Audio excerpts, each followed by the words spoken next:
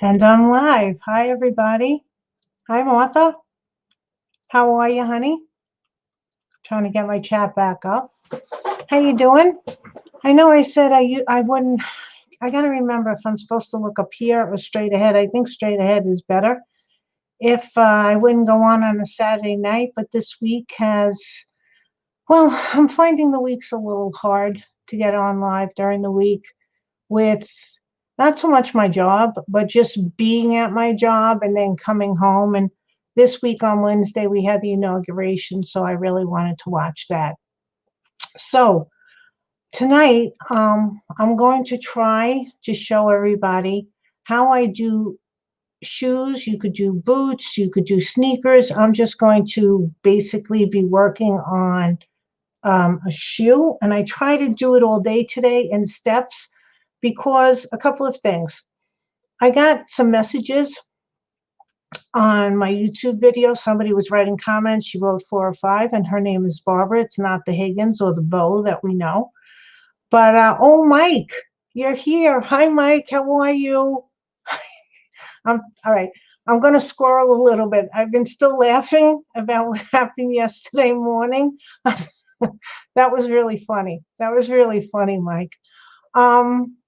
Yeah, I was thinking, is there anything that I can throw at you to stop talking? But it worked out well.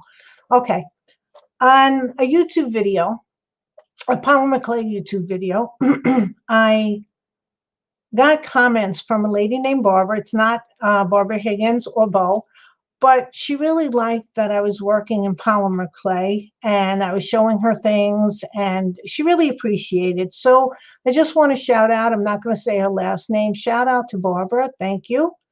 And I'm hoping that this video will show you other ways that you can use polymer clay. So and I'm going to pretty much flip the camera now just so that I can go down. Hold on. We got to get Cam Mike and go down. How are you, Mike? Well, got to get this back up. Getting chat back up. Okay. Some of the things I wanted to talk about with polymer clay was I was watching Adam Savage. I think he's one of the guys from Mythbusters, and he made a very good comment about tools and things that you should buy before you start with a new medium. And if Barbara is watching, oh yeah, I'm happy you could too. I wish you would. Thank you, Mike. One of the things he was saying is that he loves tools and he loves to buy, good tools. But what he always did was, when he was learning a new skill, he would buy the cheapest version of what was out there simply because he didn't know if he was going to like what he was doing or not.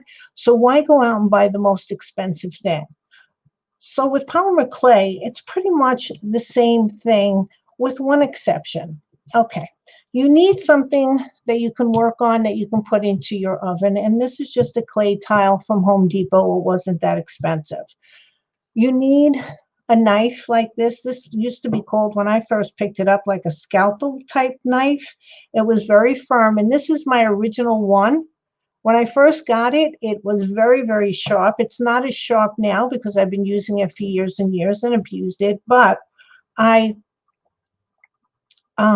like it because it still works for me. The other thing for polymer clay, and I think this is going to be your biggest investment, is if you buy a pasta machine.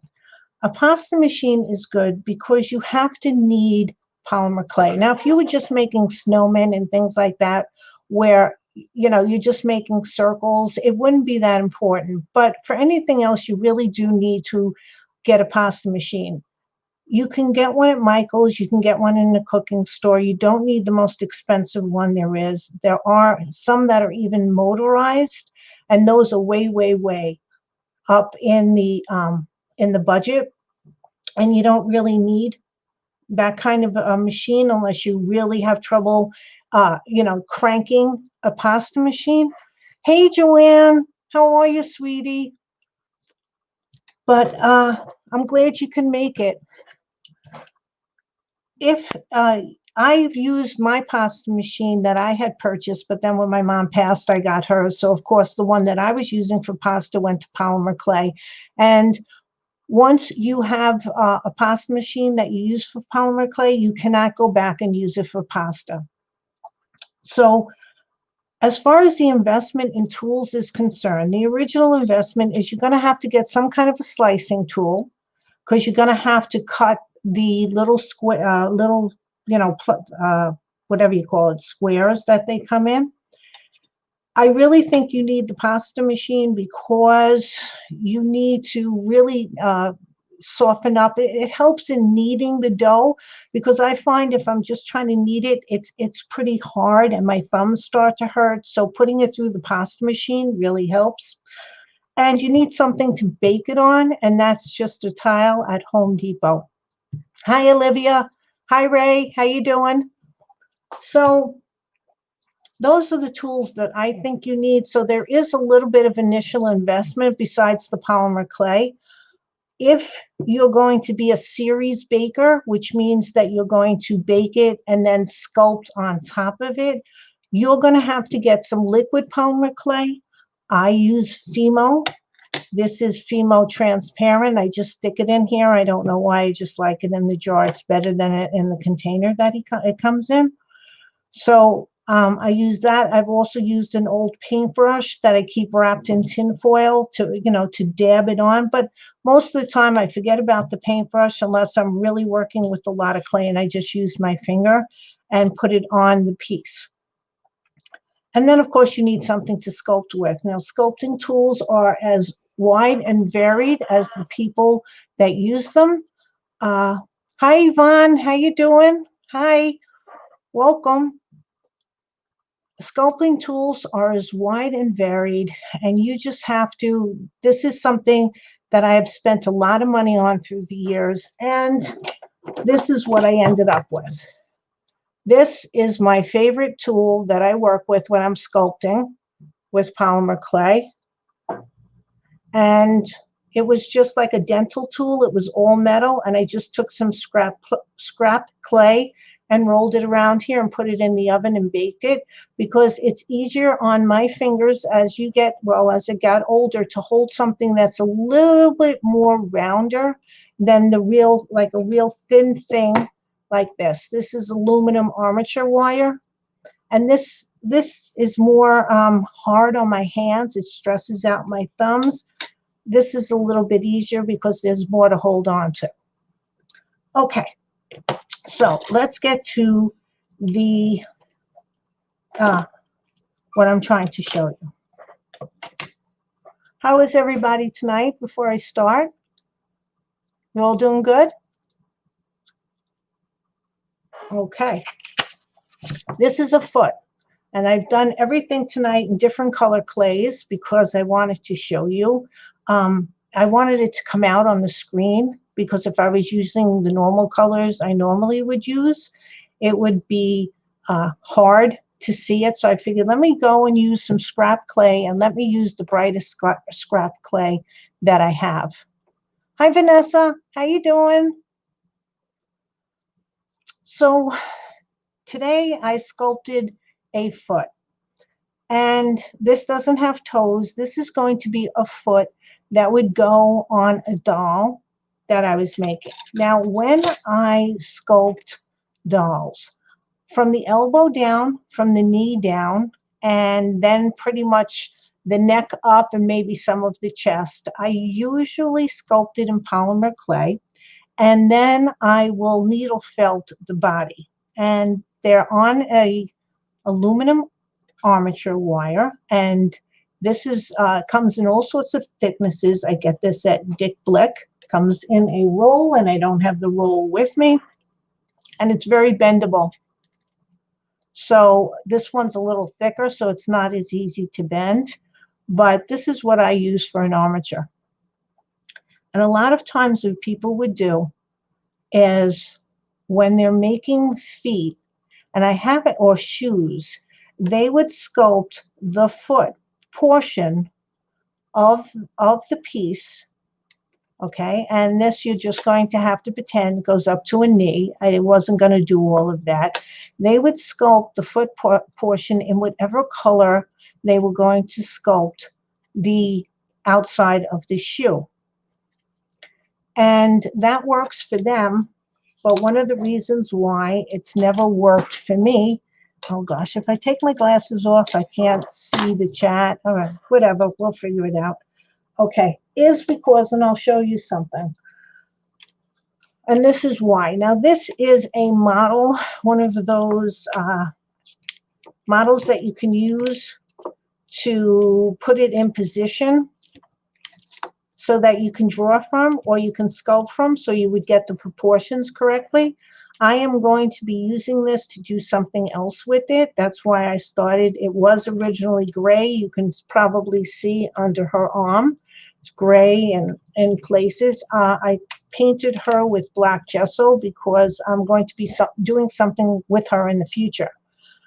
But one of the problems I've always had with that is because I am clothing or putting clothes on my dolls, I wanted to get the sock or the stocking on the foot.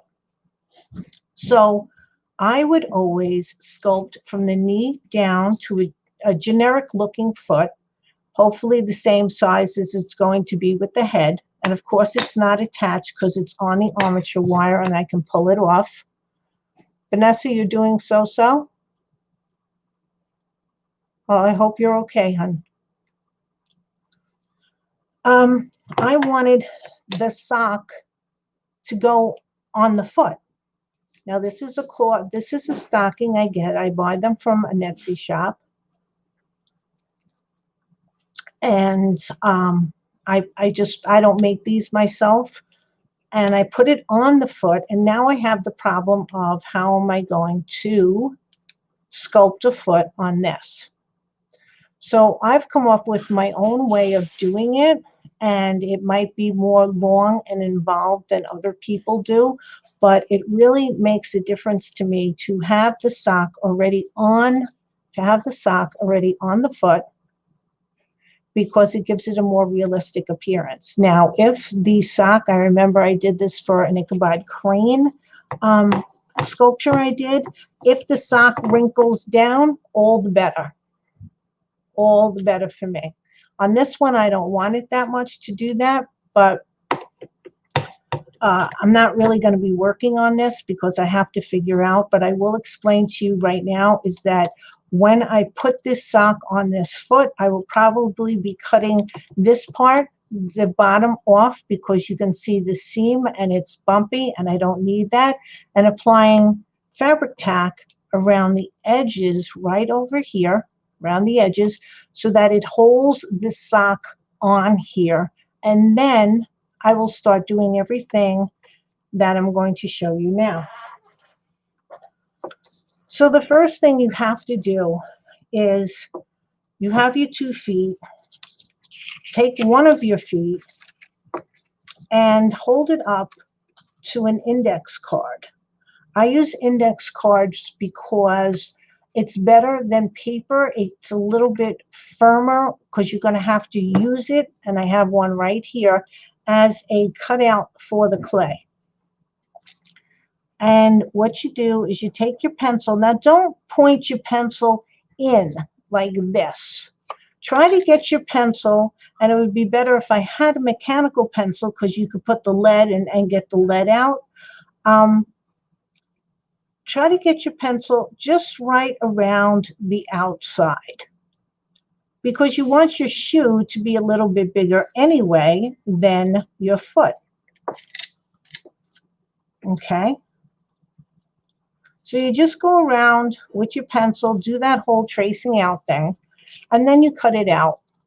And don't be, the other thing is the reason why I'm holding it up like this and not just flat is this person is going to be in a heel.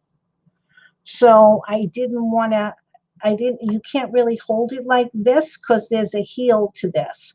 So you have to have the paper meet the foot that you're doing, not the foot trying to go flat on the paper. So after you draw it out by tracing around it, you're tracing all the way around the foot, and that looks horrible. You cut it out. And now you size it to see. Hey, Shirley, how are you? You size it to see if it fits your foot. Okay? And once you do that, because I am making this a heel, there is a little bit more that has to go in this area right here to connect the sole to the heel than if I just did it flat down on the piece of paper like this. Okay? So you might have to do this 2 times, 3 times, whatever, but just try to get one that looks right. Now, once you get one that looks right on your left or right foot, you have to flip it over, and there should be 2 feet here, but I'm not going to go that crazy. I'm just going to do it on 1 foot. You have to flip it over and see if it fits on the other foot, because no matter how hard you try, it's virtually, I think, impossible to make 2 feet the exact same. If it is smaller, if this is smaller than your other foot, then you know that you have to use your other foot as the model for the sole of your shoe. So you have to trace this out using your bigger foot. Now, once you have one of these that works for both feet, I'm going to put my foot over here. You take your clay, and I'm using this turquoise colored clay. It looks blue. It is aqua here. And this is on my pasta machine. I would say this was a 4. The pasta machine has numbers. 1 is the thickest, and I think it goes up to 8, and 8 is the thinnest, but I can't put polymer clay through my machine on the 8 because it comes out. Hey, Telly. Hi, Telly. It comes out so thin that it just rips apart. I think the highest I can go on my pasta machine is a 6. Now, when you're using polymer clay, I think everybody knows this, but if that nice lady Barbara, who left me so many comments on that video, is watching, you really have to condition your clay. You have to keep kneading it or putting it through the pasta machine until it gets nice and soft. I use Primo Sculpti. I'm also using Cos clay, and Cos clay is the one that once you bake it, it is very flexible. But this is Primo Sculpti, and just for like the future, usually I would use a brown.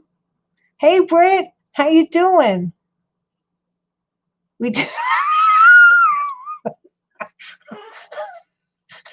We did. Well, you want a 6? You were a doe, Mike.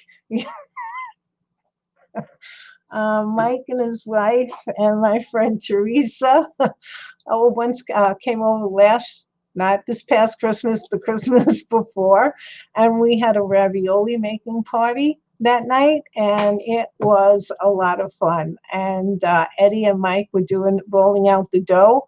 You need 2 people on the dough side, and then we had 2 people on the filler side, so we would switch out a lot. Yeah, that was fun, Mike. I really wish we could have done that again this year. Where was I? Okay, I think this is a 4. Okay, and now you can lay this flat. You don't have to worry about it. So you put your pattern wherever you want. Oh, I was talking about rolling it out on the machine. You have to have well-kneaded or well-conditioned clay, because otherwise, if it's not well-conditioned, it's going to crack when you bake it. by conditioning it, you are making it stronger. It's sort of like when you're kneading dough. The reason why you're kneading it is because you're strengthening the gluten strands. Pretty much the same thing as this. Okay, so you have an X-Acto knife, or I think you could even use a pin. I have used a pin. It just creates a little bit more, not of a smooth cut. Now, I don't know if I can show you this way. I'll start it, but you should have your X-Acto knife as 90 degrees possible that you can cut when you're cutting around. And just go slowly. This is not a race. Go slowly. And I know you can't see what I am doing. Don't know how to show it to you. Maybe when I come around to the other side. But I am going around at a 90-degree angle. And my polymer clay is just tacky enough. I can barely see what I'm doing. Hold on. What did I get? Okay. Is tacky enough to pretty much hold the paper down on the clay. Here, maybe you can see it. If I'll hold it this way, I'm going at a 90-degree angle, and I'm going slow. And I'm just tracing it out.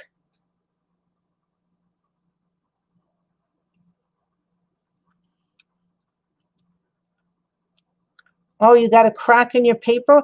Well, paper clay, oops, it's not coming out that well because I'm doing it that way. So I'm just going to put it down. But you saw what I was trying to do. Maybe if I pull this down, I used a bolt to hold my camera up to its little thing that pulls it up and down. You're trying to go. What you can do with that, I don't think paper clay needs to be kneaded but as much. I think what you have to do is make sure you're stuffing it in the mold when you're putting it in the mold, and then don't flip it out and let it dry, or you can even let paper clay dry in the mold for a little bit, and sometimes that helps to keep its shape. But if you have a crack, you can put in some kind of white PVA glue or clear. I don't even know. I always use Eileen's. Hi, Kathleen, sweetie, welcome. I always use Eileen's tacky glue. Take a little, put it in a little puddle, and get your paintbrush and go around the area that cracked, and then fill it in. Fill it in with some paper clay. And if there is a pattern that is missing, you can try to sculpt it to make it look like it's not missing. Okay, I don't know if that would help. If it cracked or broke, I found out about stuffing it too. Okay. Yeah, you really have to get that stuffed. So by going at a 90-degree angle, and it also depends. Oops, I keep squirreling. I'm sorry. Most of the things that I've made out of paper clay, a lot of them have backing behind them, like on the clock and on the masks that I made. They have backing so it holds it. On the turkey, which has little pieces on the sides of the front of the turkey, a little pieces of it, the little tiny squirrely things chipped off. But you know what? I am not going to get crazy about it. It's a turkey. We bring it out once a year. I just painted it over it, whatever color. Mine was black with gold and copper waxes on top. So I just painted over it, and I'm not going to worry about it. But for bigger pieces, if you let them really dry thoroughly first, sometimes that helps, but paper clay has been known to crack. The other thing that I can tell you about paper clay is try to put it in all in one piece. which is really hard because I find trying to get paper clay thin enough to get it in, like just to maneuver it is pretty difficult. But when if I have a swirly design, I try to get the piece that I'm putting in a swirly design first, pack it in, and then spread it out with your thumbs really tight. And I know that you're using different molds than what I used, but I'm hoping that that works. So going back to my poor sole of the shoe here. And the reason why you're going slowly is sometimes when you try to cut polymer clay really fast, it gets, I don't know if I can do it. It's sort of like chips or gets the, like you see it, it's rough and you don't want that on your shoe. I think I got it all around. And since this is just a demonstration, okay. All right, so I cut it out. I'm lifting all the other clay up. Okay. While it is still down on your thing that you're putting, your tile, okay, run your finger around the top because shoes are not that rigid right there. That line is softer. It's not like a 90-degree angle. It's a little softer. And you just rub around it. Did I say hello to everybody? I said hello to Britt, Kathleen, Olivia. I hope I said hello to you. Shirley, I forget. Yeah, I think I got everybody. And just gently rub your finger around the top. It softens it. And it's easier to do that when it's down on the tile than when you have it up in your hand. Okay. So now you're going to bake it. Now, if I was using this thing, okay, the stocking is already glued on. I would also be putting liquid polymer clay on the foot of this, whatever shows that you after the cut, the foot, because it's going to help it stay. And I would even be putting liquid polymer clay on whatever pieces of fabric was still left around. Since I'm doing this just a little bit differently, I'm going to show you how we do it on this.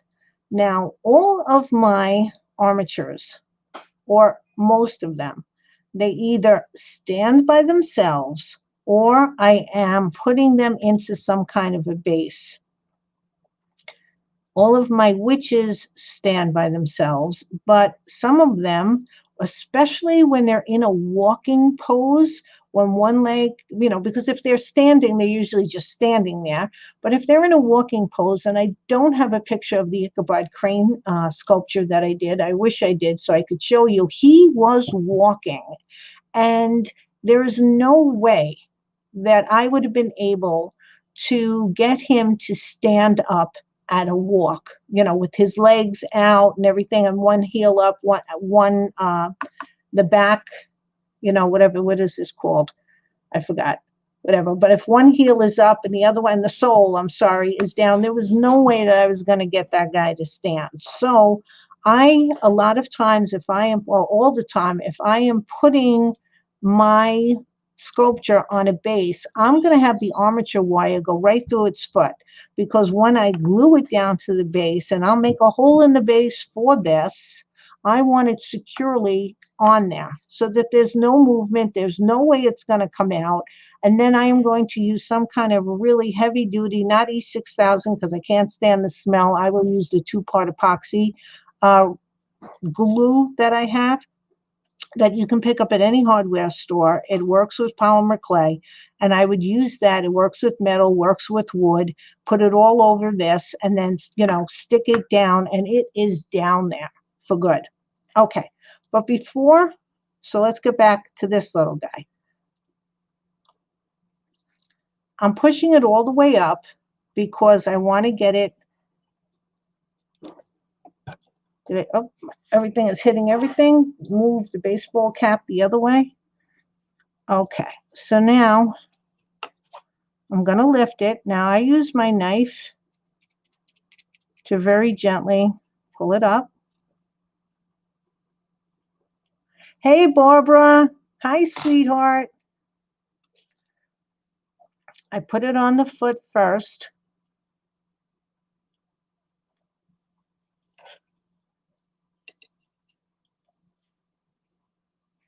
Okay.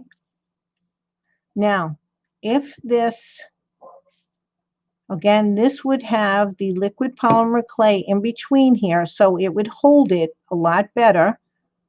And I also put cornstarch because I did pre-bake quite a few of these things. You want the edge of your shoe and smooth it out a little bit. You want the edge of your shoe to go beyond your foot. Okay, so you don't even really have to sculpt a foot that well. You could just sort of put like one thing of clay, because when we get to the top part of the shoe, I'll show you that. But I just wanted to sculpt it so it looked like a foot. Smooth it out. If there's any lumpy bumpies, like right over here is a little lumpy bumpy, so you smooth it out. You get it down to where you want it, okay? And then you very gently push your aluminum rod, your armature wire, through. And now this is through your foot, so you have it. So you have enough to put on your base. Now, another thing that I should tell you, which I haven't told you, is that I very rarely, I shouldn't say never, arms from the elbow down and from the knee down, I sculpt them on the same size wire that I'm sculpting the doll on. So this is thick. I think this is 11.5, but I don't sculpt them on the piece. If I'm sculpting them on the wire, they can be taken off the wire and put on the piece. It gives you a lot more versatility if you're sculpting on this and not on the piece itself. This is just how I've always done it. It's much easier for you. And then also, if you make a mistake, if your leg is not right, you can adjust it on how much you glue it on.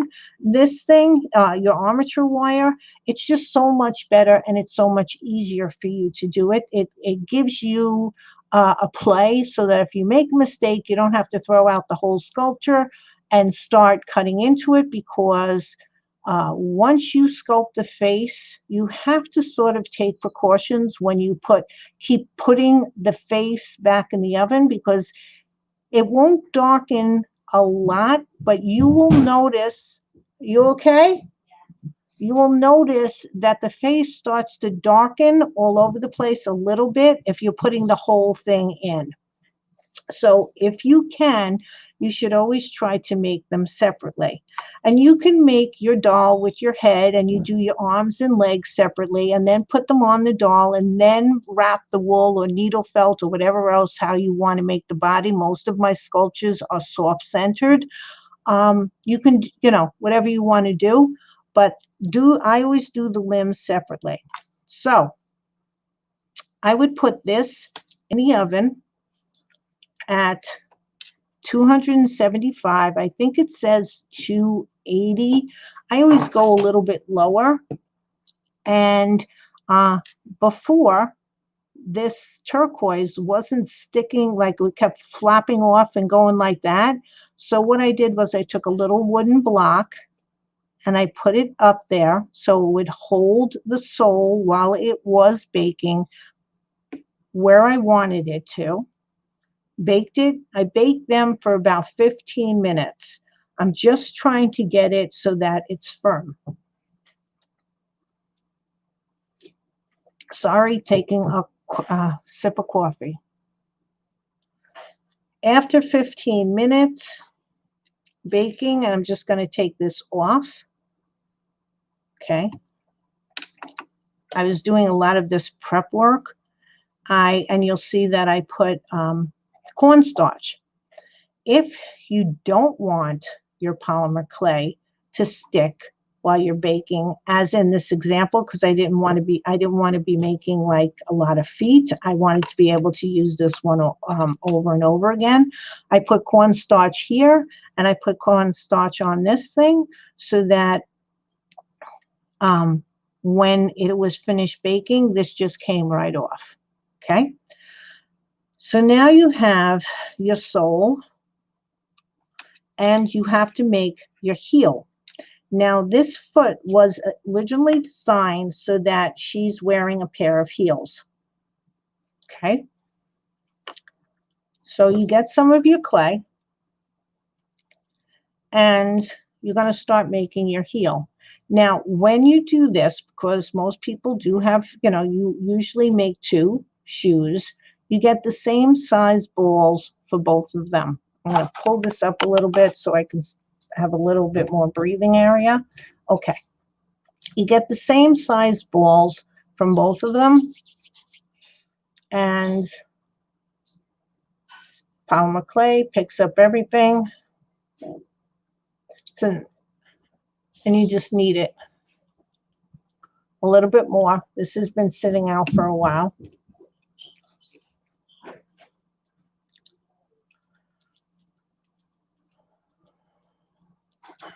Is everybody okay tonight? I'd be making a mold out of the first cooked one. Watching while I eat. Ooh, good, Kathleen. Now, if you watch other people, I am sure they're going to tell you how they do shoes differently. Again, I had to come up with a way of how to do it because most of mine have socks on. Now, thankfully, this piece, I am not standing on. None of this leg is not going to be used to stand this thing up. It's going to be put in position, so I don't have to do anything with a armature wire going through it or figure out how to keep it. I will be doing something with the joint in here to keep it steady and still so it doesn't move. But we have to figure that all out of what I want to get, how I want to get this done first. And the other thing with this is that I might be making a cloth shoe for her and not using polymer clay, which should be interesting. We will see if I can accomplish that. I don't know if I can. Okay, so I've been kneading this, and it's not hard to knead a little piece, but I have found, and maybe it's because my fingers are getting old again, if I really had to knead a lot more than this, I would be putting it through the machine. Now you probably need a little bit more than, maybe not. No, just a little bit more. Again, if you take a certain amount of clay off one ball, then make sure you take it off the other ball too.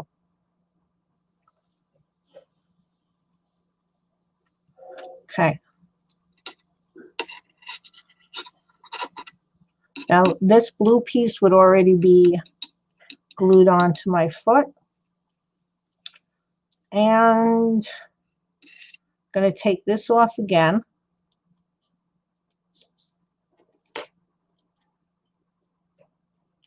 Oh gosh.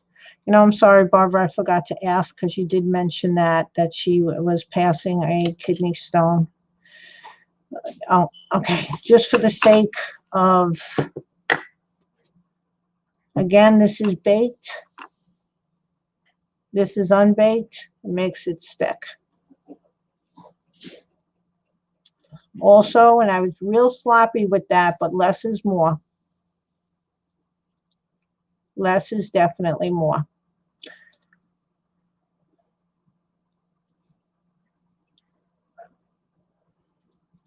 So you design your heel. Okay. You got to make sure it goes all the way around the heel of your sole.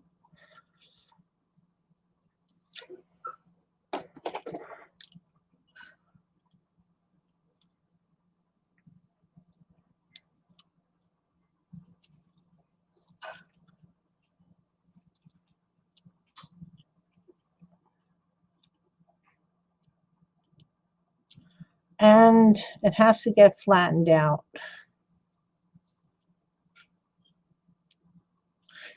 Now, usually I do, this is the easiest part of sculpting. Just get a shoe and look at it, and see how they're pretty fascinating. If you have like a boot, most of the time with the shoes that I have done are either flat shoes or boots. I don't usually make heels, high heels or anything else like that, because most of my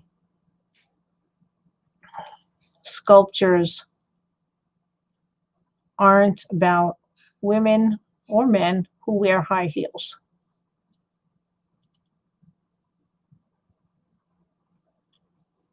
But I will show you what I was working on today in between trying to get all of this stuff pre-baked. So now there is a certain point in a shoe. This heel should really come out a little bit more. So it's not done right. Pull it off. Nothing lost. You didn't spend that much time.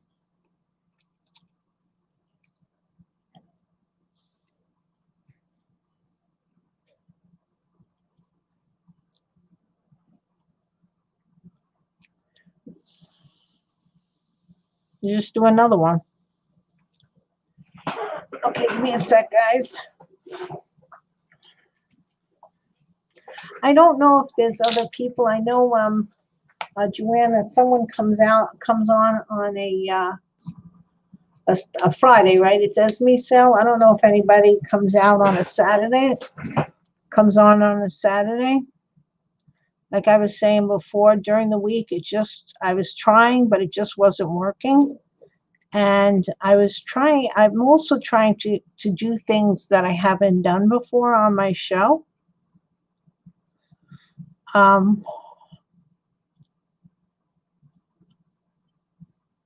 Just to show other people, show people things. But I guess I don't do a lot of different things all the time. It's almost like the same thing, but whatever.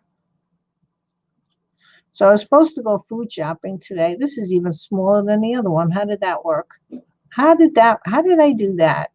I think I took more pieces off it. Okay, work on it again. Maybe use the whole thing and then cut it. I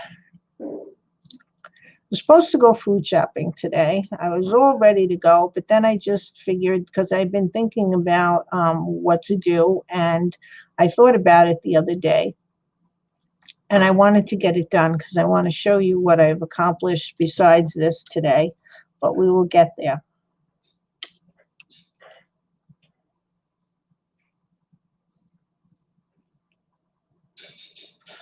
So Joanne, how did this stand? Did you double it, or did you double them? Did you double it, or are you just going to go with your original thing and see how it works?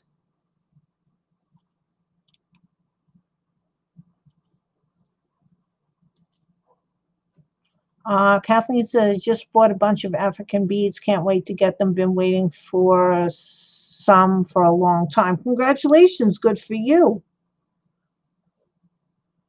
You'll have to show it to us when you get it. Yeah, Barbara, we said the same thing.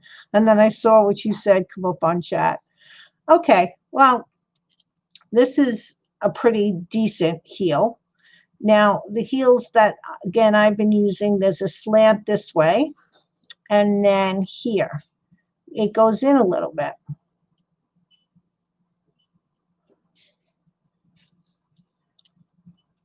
It usually has this little, at least the one that I remember looking at a long time ago, the heel is flat on this side, or it's curved like this. Okay, can you see what I was trying to do there? The shadows are, I doubled it, June. Next step is black. Oh, good. Is it working doubled? Oh, I so hope it's working doubled.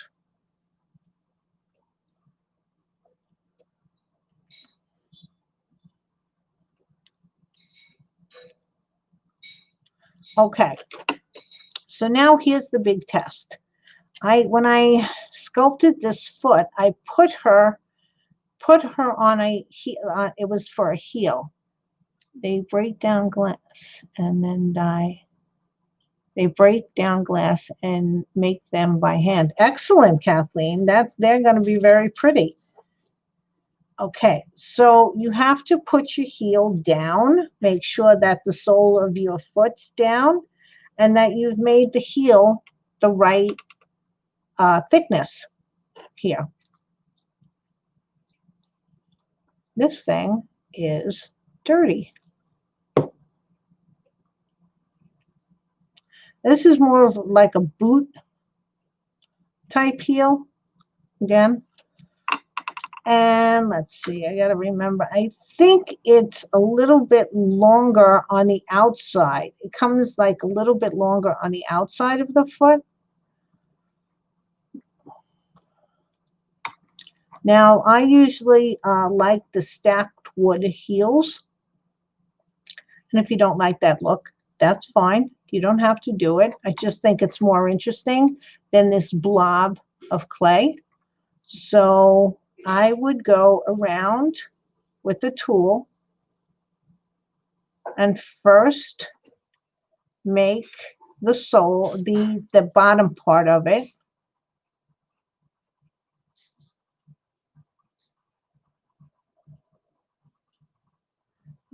Trying to go as straight as humanly possible.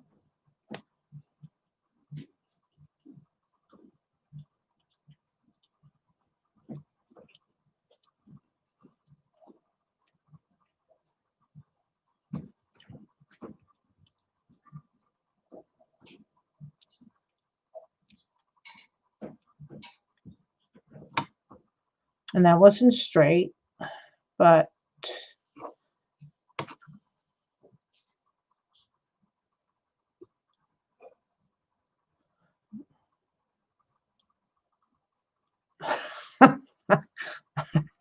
I love Joanne.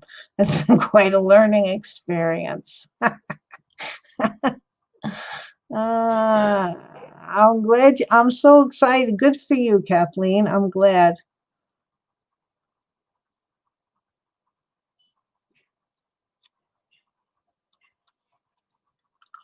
Okay, and then if I was doing it, I just keep going around like this to make it like a stacked wooden heel. Of course, I would go all around, but I think you can gather what I'm doing just to give it some texture.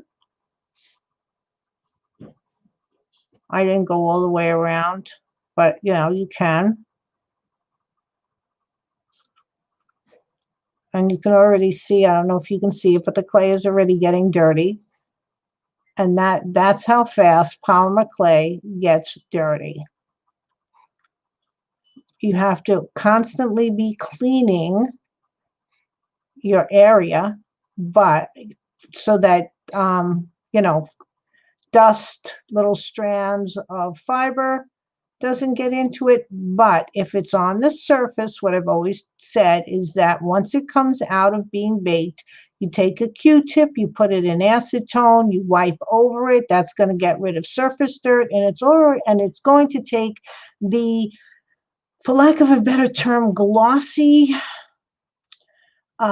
film residue that stays on polymer clay, so that it limits how much acrylics when you're watering it down, because it looks better with washes, I think, than straight painting. It limits if you don't do it, when you put a watered down acrylic on here, it's going to beat up. And this way, when you put the acetone on it, it doesn't beat up.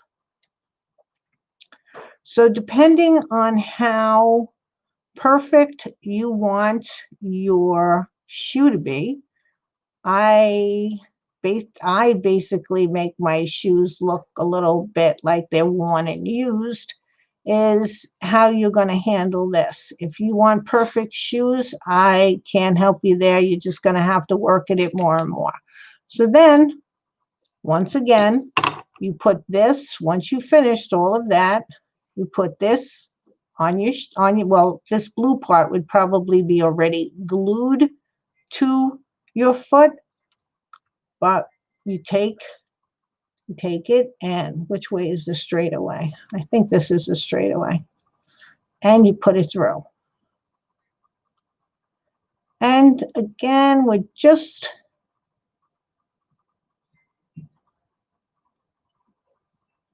good for you. I'm glad, Joanne. I am glad. Hey, Kay, well, hold on, two things. Hi, Christine. How are you, sweetie? She's here eating supper. I'm glad that you used the paper. It is fun to use that paper stuff, paper clay and the molds. So you're gently pushing it through again, so because you have to have your armature wire go through and it's the same size armature wire as you used on your doll. So when you're done, you can take this off, put it on your doll, and you have this little bit of wire left so that you can put it in your base. If you're not using a base, you would not be putting this through. You wouldn't even be putting this through until the sole. You would be ending it somewhere in the foot. Okay?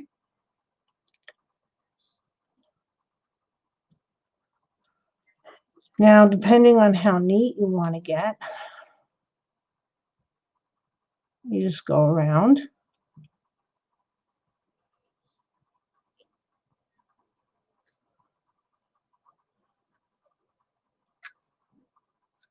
And just run your blade around. It doesn't take much to cut polymer clay. Polymer clay, when it is when it's raw, is very easy to cut. When it's cooked, it's not that hard either. Okay, back in the oven for 15 minutes. We had mac and cheese. Thank you. Okay, I'm squirreling again. Squirrel, squirrel, squirrel. That's wonderful. Thank you, Barbara. And Kelly, that sounds delicious.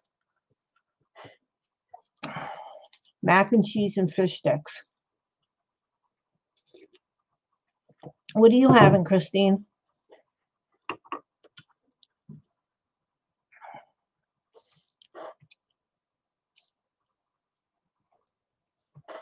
Okay. Put in the oven, 275.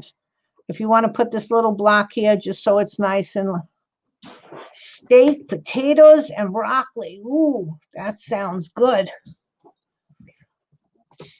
How are the potatoes? French fried, mashed? Got to give me a little bit more than just potatoes. Put it in the oven, 15 minutes. And then we had homemade waffles and bacon and, well, there's a lot of stuff I'm missing. Christine, I made pizza, not crafted 3 pepperoni and cheese on a pre-made crust. Ooh, nice. Boom, done. Love it. Love the boom. Hope it didn't go boom in the oven, but I love the boom. We had homemade waffles and bacon. Gosh, I'm not even going to tell you people what boring dinnerish I had. Smash baby Yukon Goals. Ooh, look at this. Tell it. We're getting into the recipe department again. Okay. So through the miracle, was there a miracle of television? I have made one that I put in the oven. And it fits it nice like a glove. And there we go. There's my shoe. Okay, so let's move this guy over here, because now we're going to different colors. We can take this off because that's still okay clay, even though it's dirty. And when I have raw clay that I haven't used, I squish them together and I roll it in not a ball, a log, just a log. Because the first thing I will try to do when I'm trying to use my clay, when I come back to it again, the first way that I try to condition it by hand is I'll roll it out in my hand or on a surface. Let's get this. Let's get all of this little stuff out of the way. And then you have to get it to a certain softness that you can even put it in the pasta machine. So then again, like this, you know, go like this, keep getting it, and this just is getting it soft enough so that you can flatten it a little bit so that you can put it through your pasta machine. But I always try, if I remember, and I'm thinking, is that if I have clay that I softened already, I cut off the block, I will make it into a log so that it's easier for me to roll out. Okay, so that's how I store the clay. So this is the heel. I can start throwing this stuff out because you all saw how it was done. Okay, so now we get to the part where you're trying to make a shoe over this. So what I am going to do, because it'll make my life easier trying to do this, is I'm going to put some fabric tack. I live on Lipton cream of soup. I'm starting to talk about food again. Oh, we're starting to talk about food. Yeah, right in the middle of gluing. Let me show you. I'm so proud. I'm so proud of her. Let me see something. Hell, okay. Where am I?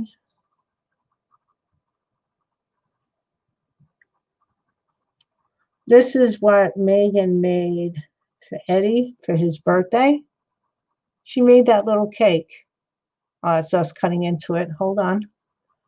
There we go. Happy birthday, Eddie. Isn't that cute? She did that. That's her first cake. It was one of the little 6-inch cake tin.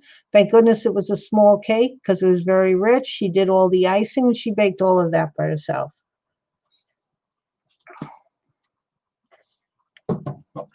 Okay, getting back to it.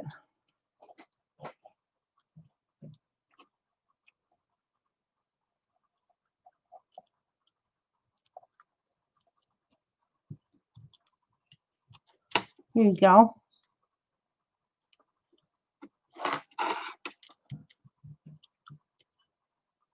Soup is always good in the winter. I got to go food shopping tomorrow. I'm going to cheat, and I'm going to buy those cut up vegetables, the carrots, the celery, and the onions.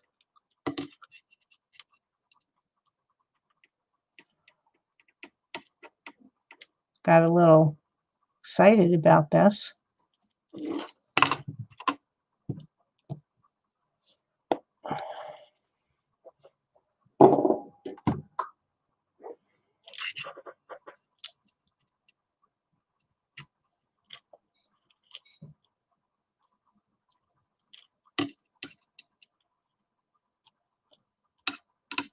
Okay.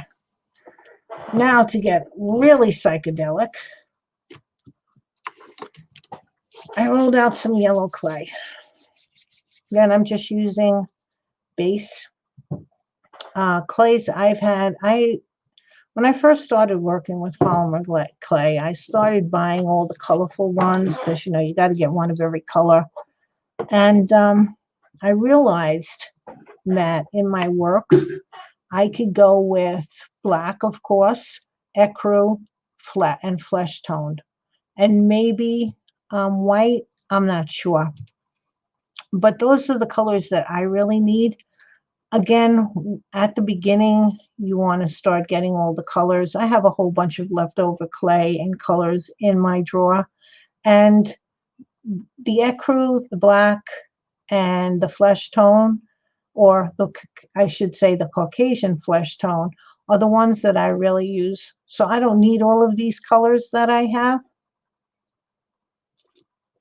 because with polymer clay, you can paint it with acrylics, but you can also use alcohol dyes on it. And I like how the alcohol dye looks on the ecru. because that's the one that I would use to make more pieces. Then sometimes, like say I was making a leaf, I'd rather use the ecru and use green alcohol dye on it, because the alcohol dye is transparent. So it gives it life, that because there's a tonal difference. Or you could use chalk pastels also afterwards, but I don't have, I usually only use chalk pastels on the flesh colors. I put it on the cheeks, and I put some purple around the eyes and stuff like that. But I'd rather just color my stuff using that, or layers of thin acrylic paints. I just think that the tonal differences make something look more alive than the flat color clay, as you can see. Okay. Oh, and brown. Brown too. I think it's the sienna color. I love one of the browns that they have, because you can make that, if you put a darker tone on it, it really looks very rich.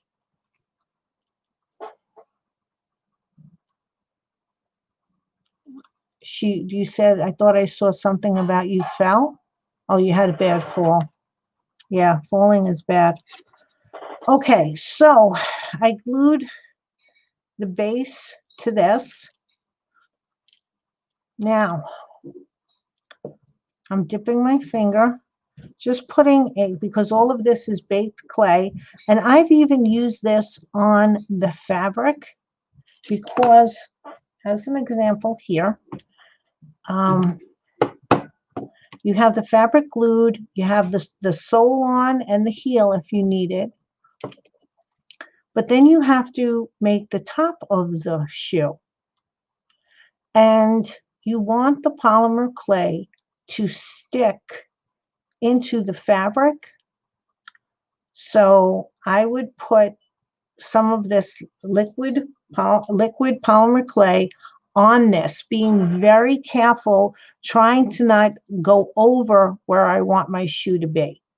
Okay, so if I only want my shoe to go like up to here, I would try not to put any liquid polymer clay over here. I would try to just get it over there. Okay, so, oh, and that was a big smudgy mudgy.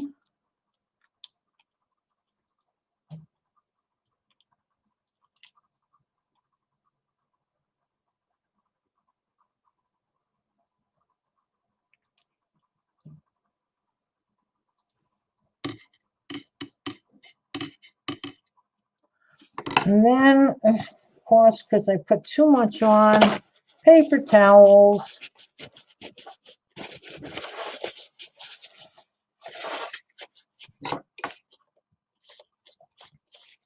Take a little of the liquid polymer clay off, because you really don't need that much. You just need a very light coating of it on.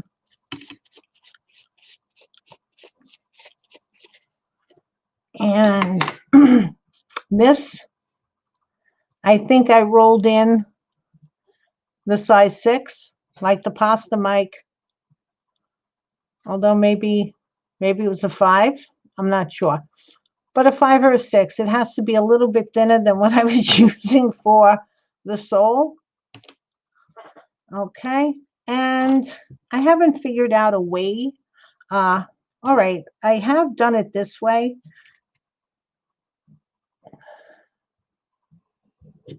Okay.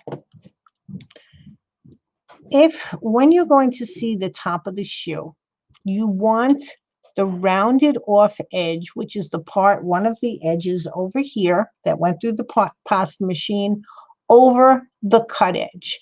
I don't know if you can see the difference, but here, let me try to do it like this, so maybe you can. One is rounded and one is square. And it's just the edges are knocked down. That looks more like a shoe than this square part does. Okay, so depending on what I'm going to do, and I'm not going to go over this quite, all told, but I will put the rounded edge, say I just especially on the top of a boot. That's where it's very important because you want it, boots don't come up cut like like almost a square cut there. I don't know what else to say, but you want the rounded edge of your polymer clay to go on the top. But then it's just a matter of sculpting. And you can cut off where there's extra. If this was the base of my boot, I would do this first. If I was making a boot shoe, you can cut it all off, whatever is extra. Usually I would try to go a length all the way around, but I cut this little piece off. Let's see, we'll just throw that in there. I got blue in it. Whatever, it's not going to be official. And then you just sculpt. Now,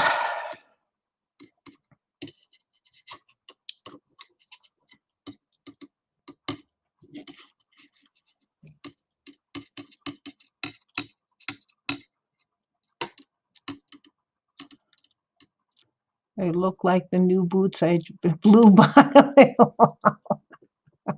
Do they? Did your boots have blue bottoms? I don't remember. I know I like the top. They had red on them. They had red and brown. Maybe I shouldn't just say red. Maybe that's where I got the idea to use the aqua clay. Ooh. Are you going to wear them on Monday? Wear them on Monday so we can see.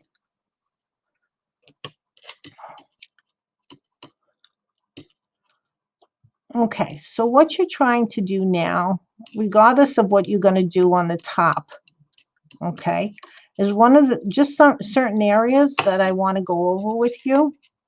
This X-Acto knife is not that sharp, but in the interest of not cutting my fingers, I'm just going to cut that little piece off.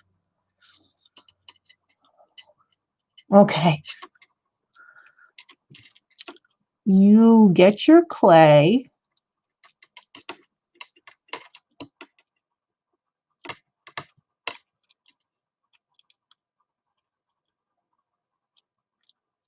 And you're sort of trying to, that's why I wanted this blue piece to be a little bit bigger than the foot itself, because you want to get your top clay, whatever the top color, I'm just going to call it yellow. You want to get it like it's in there underneath, and there's a little bit of like an indent. If you look at a shoe, there's a little bit of an indent between the sole and the top portion of the shoe.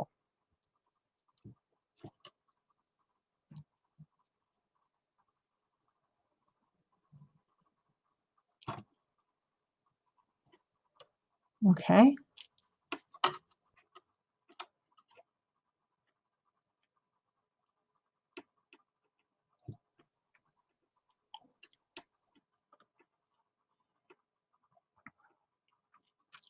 What are those shoes? Those real expensive Nolo, I don't even know what they're called. The Sex and the City shoes, where they're always talking about them. And some of them, the soles are red or pink or something. What are the name of those shoes? I don't even remember.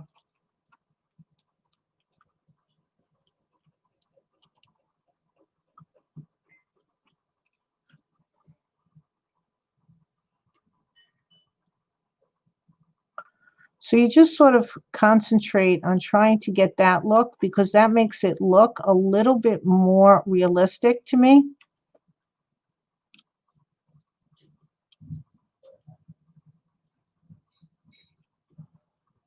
Hey, Victoria, how are you, sweetie? You got the purple and the black. Does that mean that Vic is here or Victoria? Doesn't matter. Whichever one is here, welcome.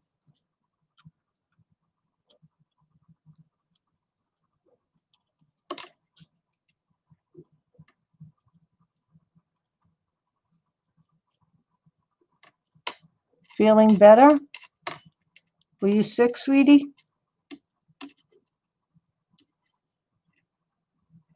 Such a loaded question now. What was the matter? Are you okay? Was it any,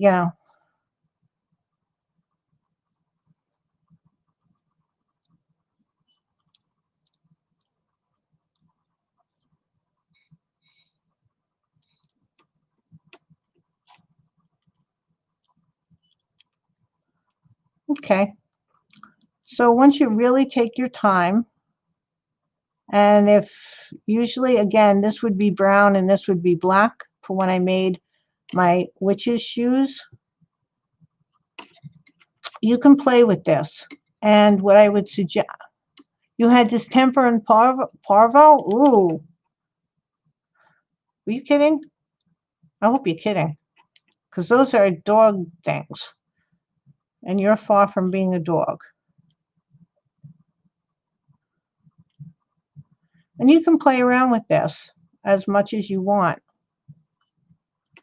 For when I usually make it, and again, no cracks, I always, one of the looks that I really, really like, and I think I accomplished it on my Ichabod crane, is I like big feet, thin ankles, thin legs and ankles. It's a thing by Arthur Rackham. I was watching Tony Diddlizzy. He had a live stream on Facebook today, and they were just talking about different illustrators. And one of his favorite ones is Arthur Rackham. When we finally it was the last one he showed, and he was just talking about how they were doing their pen and ink drawings and stuff like that.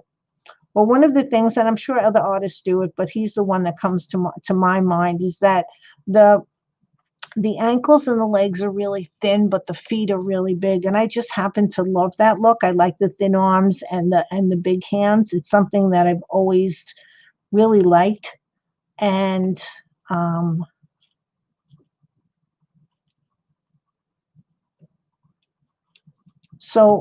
getting to what I was saying is that when you do the top, thought we had Caraba. So glad the tests were negative. I guess, is that your code word for Corona? Caraba? Okay. Is that the wolf coming out in you? Hey, Sandy, how are you?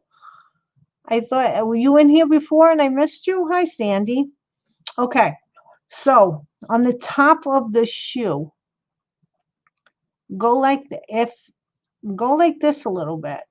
I love, well, if you're looking for the look that I like in Arthur Rackham, you just roll out the top a little bit. It makes the shoe look a little bit more used. Oh, okay. Hey, Sandy. Glad you just got here. Welcome. It makes the shoe look like it's been used more. Okay. And it also makes the shoe look like the foot is in the shoe, because you can tell that there's a difference between the foot and the boot. It's not lined up perfectly. The other thing that I usually do is the back of shoes usually have this marking, and it's done a little bit better than I am doing it now, because I'm just freehanding it and I'm not really paying attention, but it's that. Okay. And of course I would take a lot more time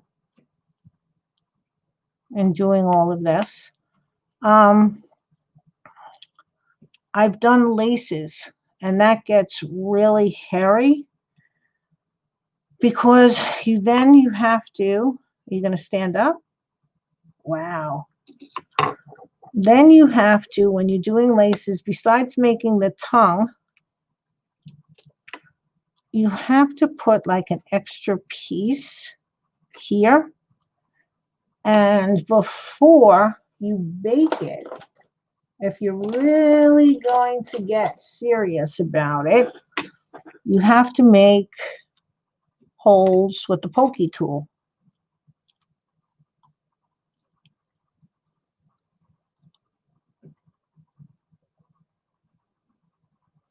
your binge of Blown Away. I'm assuming that that is a show. And maybe I don't use that pokey tool. Where's the other pokey tool?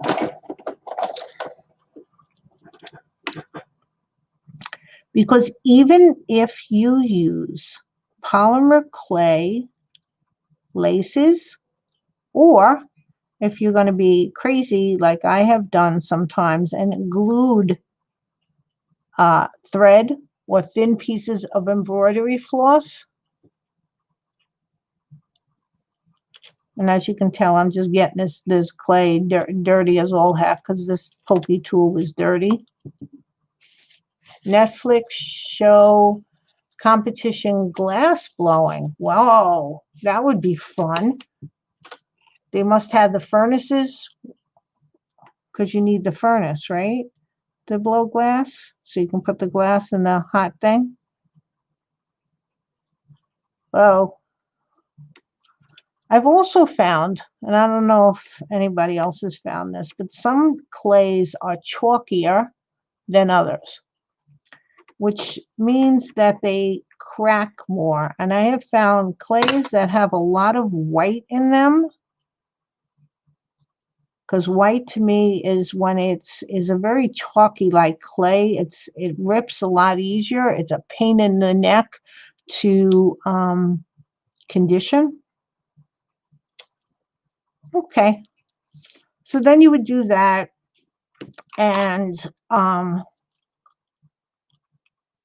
just work on it however you want. I also like to make wrinkles. What tool do I use for wrinkles? And I go back and forth. Knitting needle. I go back and forth on my feet a lot, on my shoes a lot, because I want to make them look worn in, like they've been worn. I don't make new shoes at all. There's also sometimes little crevices here. Take an old pair of shoes, and all my shoes are old. Thank you, Joanne. So you just, and I don't know if you can see it, but you start doing, wrinkles in it, and making sure that it's smooth in areas you want it smooth in. But there's a lot of places that shoes get scuffed up, so you can just add some scuff marks on the sides. Thank you, Sandy. And then you just bake it. Now this is going to be your final bake, we hope. Okay, for the most part, everything I have added, no matter how thick it was, I was putting it in for the shoe, not for the foot part. I was putting it in. You could even do it for the foot part. You can do like 15 minutes just to get the clay sort of firmed up.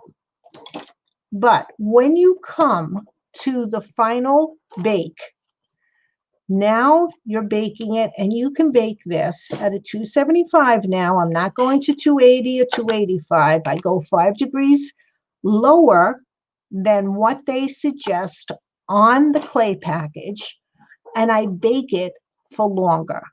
So for something like this, I would go 275, and I'd probably bake it for at least 30 minutes. Leave it in the oven, turn off the oven, open the oven door a little bit, and let it sit there.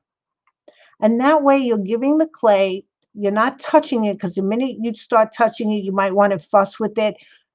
Let the clay get firm, let the clay season itself. I don't know what you would call it, but let the clay get, it's sort of like when you paint something, you can paint it, you don't like how it looks, you wait till the next day, and all of a sudden, because it was aged or seasoned, it looks better on it. That happens to me all the time. So you just let the clay be, and let it firm up and get itself together. And that's how I would make a shoe. Again, that's usually because I have a sock on my foot, on my leg. If you weren't putting socks or you were going to paint them on there or figure out some way to glue them on, then you can make your foot the same color, as your whatever you're making this top piece. Now, I usually, again, with my witches, this most of the time, or even with Ichabod, or when I make shoes, the sole is the brown sienna, I think it's called, or something sienna primo, and the top is black. Now, what I will do with the sienna color is I'll take a black wash, very, very, like put black acrylic, black gesso. I use my gesso or my chalk paint a lot just to make a wash. And I use a lot of water and I go over it, especially if I've made any kind of, is it showing? You can see that there's lines because I want the paint to get into the line. It ages it. And then what I would do for the top of the shoe, even though it's black, I would get some gray paint. And I'd hit the areas where it would get scuffed. I'd hit a little with the gray, wipe it off really fast, put it in the creases, wipe it off really fast. If I ever do a shoe, I would never be able to get the second one to look like the first one. Yeah, one of the things, like I was saying, is that you have to do them both at the same time. So if you're rolling out a ball of clay for your sole, make sure it's the same size ball and then start sculpting with it. And then again, okay, that was very good. I'm glad you mentioned that, Barbara, because if you weren't sure that your shoes look the same, but one of them looks really good, bake them both. Then you can always add more clay. You can take clay off, that's for sure. You can cut it, and I'll show you that in a second. You can always take some clay off, but you can always add clay. And how you would do that is just take some of your liquid polymer clay, smush it on the area, put it all over the area that you want to add more clay to. You can even cut some off and then put this on. And then with it even, okay, I'll show you two things. Let me just turn this here. Let's go with this. And let's go with this. Say I wanted to add a little bit more clay right there. Okay, I would take some, because this is baked and this is not, I would take some of the liquid polymer clay. My nerves are, my G babies, okay, sorry. Too bad you can't put them on volume control. Take your clay, put it on, okay. This is what I did when the nose got burnt. Where is my little thingy? Okay, let me pull this. And feather out. Now, the best thing to do is not to put any kind of color, now, of any kind, on the part first, because I've done this with faces so many times. I do the cheeks, I put blush on it, then I realized I didn't like how the cheeks looked, something looked wrong. I always should make sure that before the final bake, I take the face and go and look at it in the mirror, because when you see it reversed, you can see your mistakes a lot easier. I've done it where I've put, you have the blush on it and then you're trying to use the same color clay on top of the blush. It does not work. It has a line and you can't get rid of it. So do this without any color on your baked piece. And you can, if you take your time, you can feather this out to the point where you would not be able to see that I added more clay. And again, it's just patience. There's a lot of tricks of the trade. Sometimes, whoa, that really came out weird because I was so close to the camera. Sometimes I will take a little bit of the raw polymer clay, put it around the edges because it makes it softer, and you're smushing it.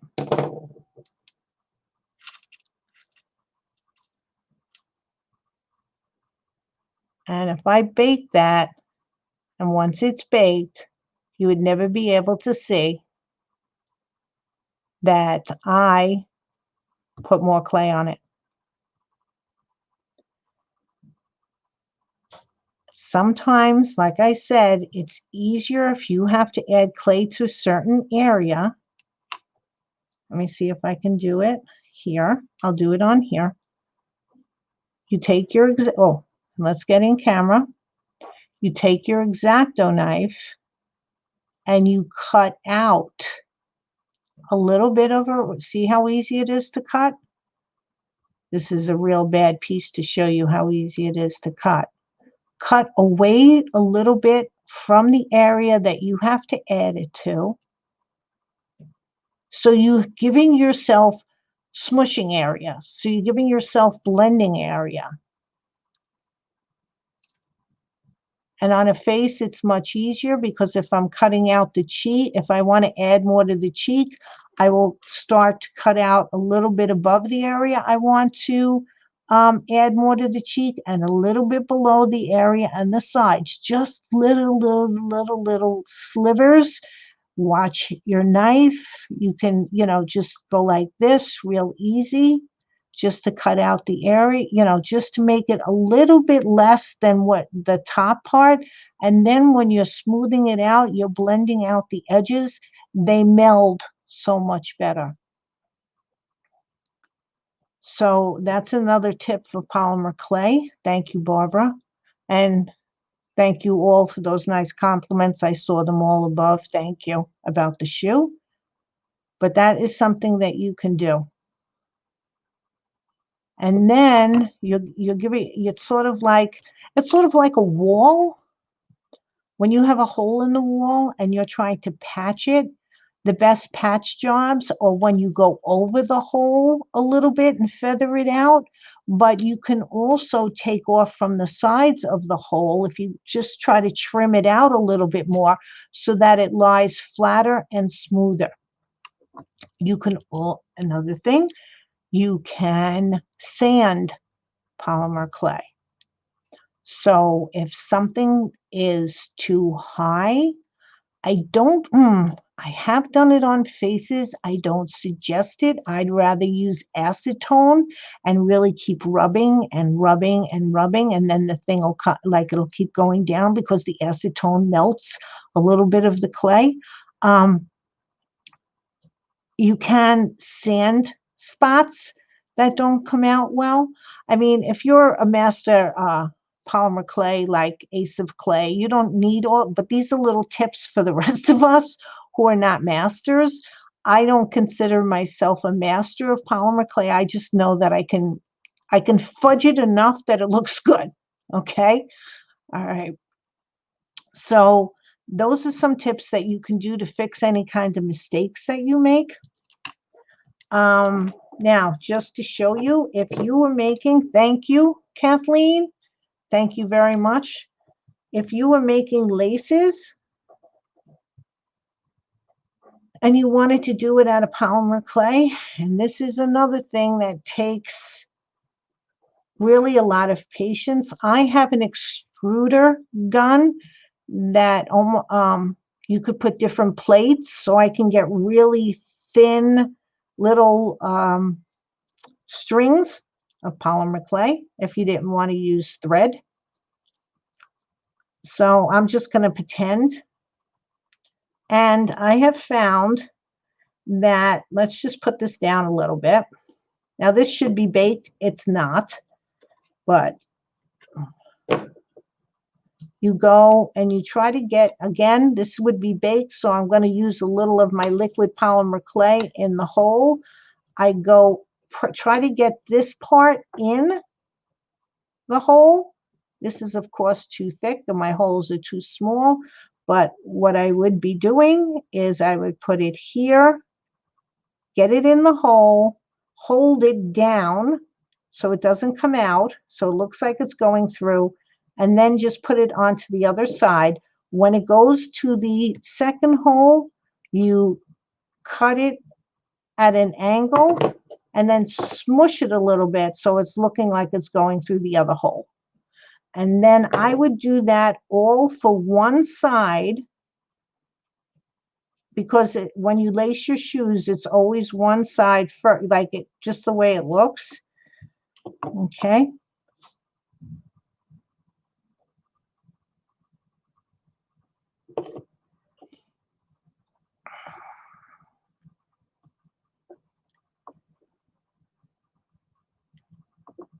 And then I might even bake it if it was real tough. And then I'd come back, and of course the laces should be much thinner than that. And then I would go back and do the other side. If I was going to do laces and I knew I was going to use polymer clay, when I remember I was telling you for the last bake you do 30 minutes. If that be the case, then I've only would have baked this part for 15 minutes. And then when I finally put my whatever your last bake is, you go just a little bit more to make sure that all the polymer clay is totally baked and solid. Okay. All right. So that's about it as far as this is all concerned. I think I gave you enough. Oh, boots. That's an interesting thing. Now this, again, this leg is going to be done, but just to show you something with boots. Now this is not, you could see how it's cracking here. This was not conditioned as much as it should be. But when you're trying to make a boot and you're going up the leg, and again, I know a lot of you people are not going to be doing. Okay, Kathleen, I'm sorry. I hope you feel better soon. Okay.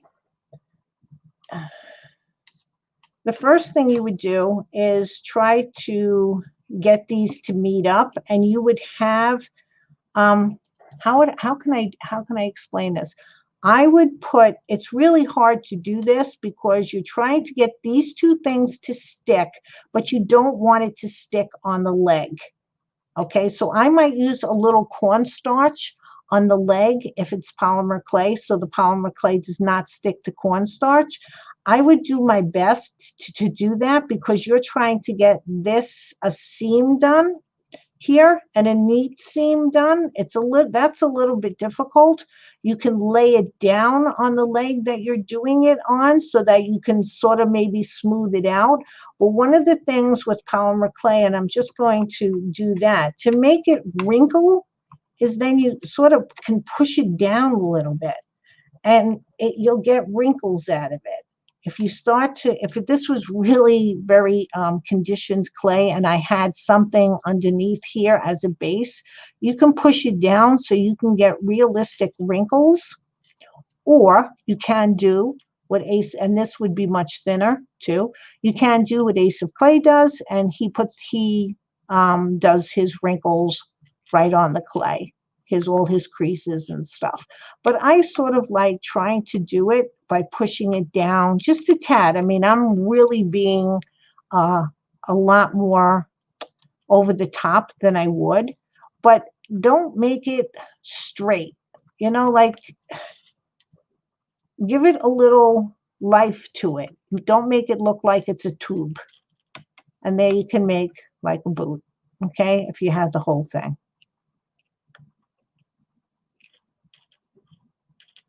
Which this looks terrible, but I think you get the idea.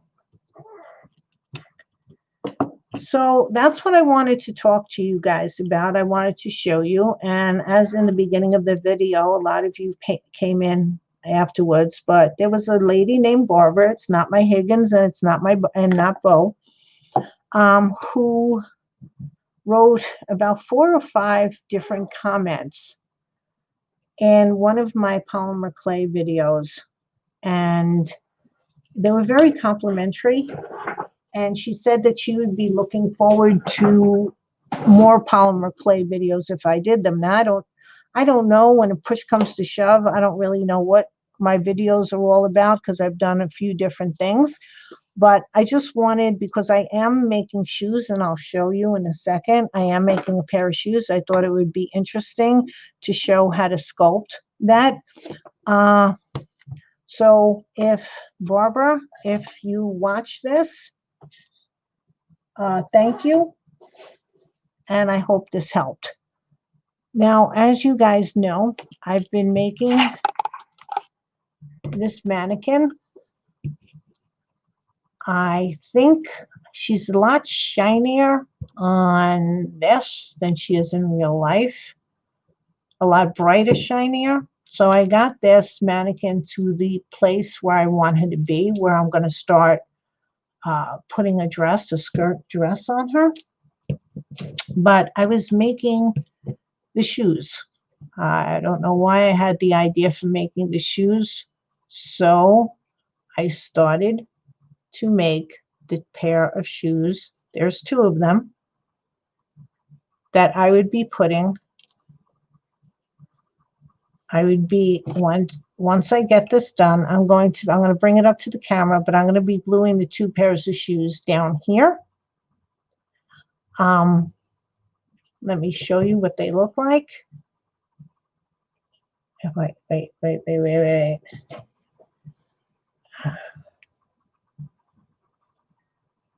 I don't know if you can see. They have a little rose. They're made with polymer clay, a little paper, some ribbon, and that rose in the center is a plastic rose that I had. So of course that was glued on afterwards. So this is her little shoes, that because she's going to have like a party dress. This is going to be a party dress for a fairy. And I am going to be gluing them somehow, and I don't know if I can do this, on the side over here. Thank you, Vic, and thank you for licking that like button. Her party dress is going to be in that, hold on, so I get the right color. You guys told me about it, Victorian velvet, and I also have like a peachy coral color.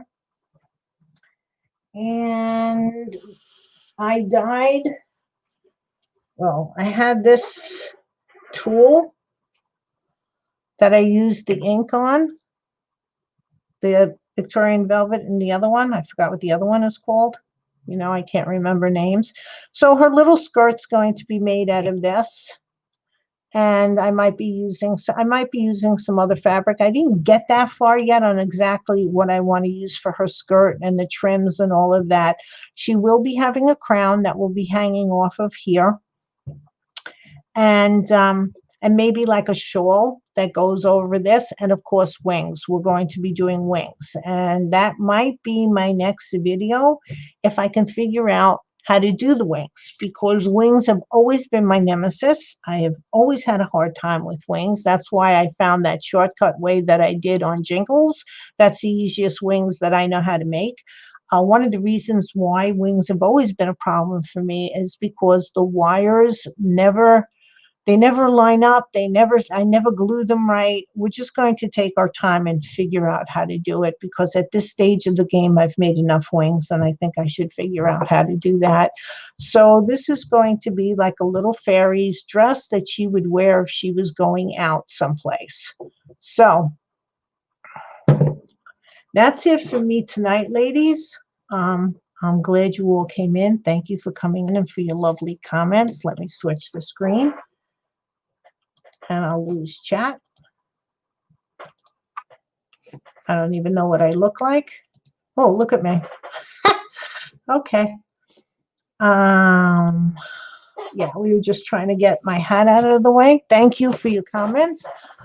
Thanks for coming in. I've only been on for about, I guess, an hour and 40 minutes. I hope you have a wonderful Where's the camera? Okay, look at the camera. I hope you have a wonderful Saturday evening.